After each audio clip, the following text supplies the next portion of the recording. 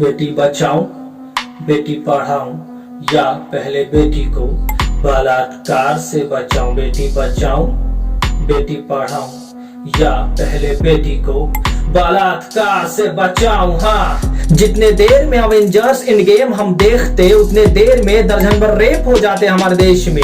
तारीख 14 सितंबर 2020 पावर में थी सरकार जब हुआ बलात्कार दलित का, और हद तो तब हुआ पार जब खुद पुलिस ने कर दिया अंतिम संस्कार। ये कांड दिखलाता है चेहरा यूपी के सरकार का। इतिहास में पहली बार इतना गिरा हरकत हुआ बलात्कार का। निर्भया, आसपा, प्रियंका एक के बाद एक फिर समझ में आया बलात्कारी हो या उनको बचाने वाला अधिकारी फेक, इनका कोई धर्म नहीं होता, क्योंकि इनके पिछवाड़े में नोटों का गड्डी जो ठूंसा होता।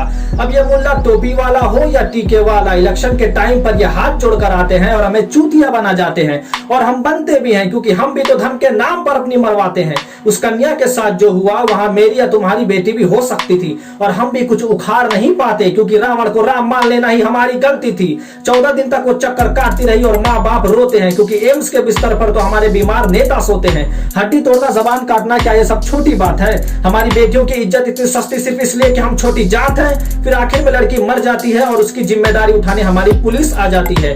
पुलिस के हाथ जम चुके हैं पोलाइस की तरह, चिता की तैयारी हो जाती है और माँ छाती पीटती रह जाती है। जिस एम्बुलेंस में उसको लाया गया उसके आगे उसकी माँ भीख मांगती है, गले फाड़ कर रोती, बस आखिरी बार उसका चेहरा देखना चाहती है। वो चीखती रही कि भैया कोई भीख में दे दो मेरी बेटी की लाश, मैं बस धर्म के अनुसार करना चाहती हूँ उसका दाह संस्कार। पर टस से मस नहीं हुए ना उनके दिल में आया खुद उनकी माँ का ख्याल, और आखिर में जला ही डाला, फिर खत्म हो गई उस बूढ़ी माँ की आस।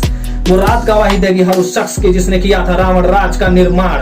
हर उस खूनी की जुबान गवारा नहीं करेगी कि वो बोले जय श्री राम।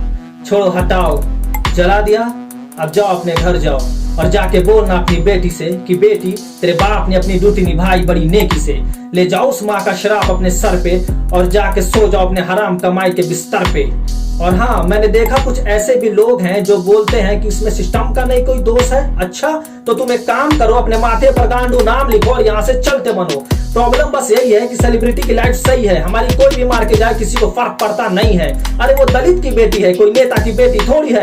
अगर होती तो सब कुछ टीवी पर आता कि उसने कब खाया कब गैस छोड़ी है। हाँ, पर अफसोस कि मर्दानगी मर गई मेरी, जुल्म होता देख रहा चुप हूँ, रूह डर गई मेरी। तभी तो हम पिसते रह जाते हैं, वोटिंग के टाइम पर अपनी थाली में खिलाते, और जब काम निकल जाए तो हम फिर से दलित बन जाते हैं। तो फिर वो दिन अब नहीं है दूर जब तुम्हारा घमंड होगा चकनाचूर। अंग्रेजों ने भी बड़ी चालें अपनाई थी, पर आखिर में हो गए थे मजबूर। कुछ ऐसा ही होने वाला है, मजलूमों के अंदर दबा जो ज्वाला है अब बस वो फटने वाला है। इस देश की बेटी, देश की इज्जत को तुमने मारा है, अब अपनी इज्जत बचाने के लिए तुम कहानी में नया मोड़ लाओगे, पर जो कांड तुमने कर दिया उसको इतिहास से थोड़ी हटा पाओगे। इस देश ने तुम पर विश्वास किया था जो तुमने तोड़ डाला है।